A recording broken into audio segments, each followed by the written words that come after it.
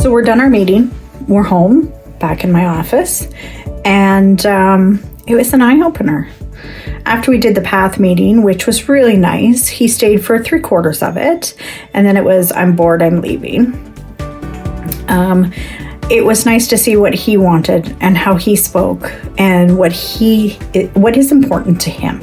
He's a 20-year-old man who has Klinefelter syndrome, but he has the biggest variant, so he has 49, and so cognitively young. We used to call him our chameleon because you put him in a room with 20-year-olds, he'll become a 20-year-old. You put him in a room with 5-year-olds, he becomes a 5-year-old. Anyways, like I said, last minute, get an email saying the biological mother and her husband didn't show up. We spoke freely. We were very disturbed at some of the things that were going on that we had no idea that were going on. It was fairly scary, definitely an eye-opener. Nobody deserves to be bullied. Staff should not be bullied.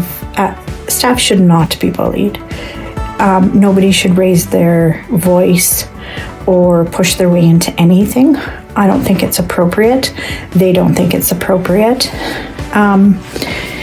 But we deal with that with our stepdaughter as well. We deal with the constant. We've had to cancel appointments. The obsession on medical and the obsession on medical appointments is rather disturbing. Sometimes it's very scary. After hearing some of the dialogue today, it was very scary for us to hear. Making appointments on behalf of somebody and them not even realizing it, or calling for information, or wanting to get login information for government things like, e-health, and asking for personal information from, government employees. It's not okay. It's not okay. And I'm not just saying that simply because she's an ex-spouse. I'm saying it because it's not okay. My husband and I are very easygoing people. We will stand up for our son and daughter, but we think there's a mental illness here. I'm not a professional. I can't tell you if there is or not. When the children were younger, there was a syndrome told to us. I think it was called Munchausen's by proxy. And we actually had to go to court and get a court document saying that if she was to make doctor's appointments, then she would have to tell the father, and two people had to be available.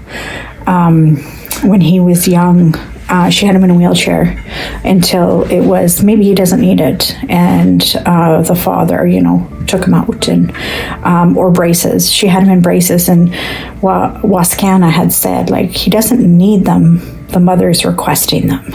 So we've been dealing with this for, like I said, I've been with my husband for 15 years.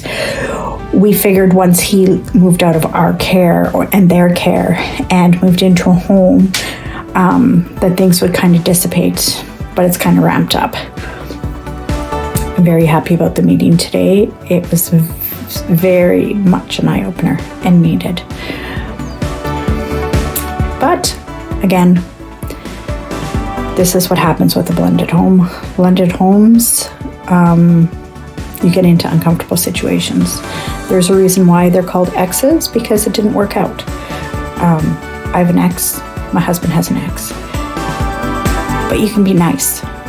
You can get along. We've tried over the years. We have tried absolutely everything. Invited to birthday parties, invited to special events. We invite them to everything. And unfortunately, she calls the police and says, they've done this and they've done that. She does work in healthcare, which is another concern that was going around today. So that's my world. That's my life. Welcome to Journey to 50.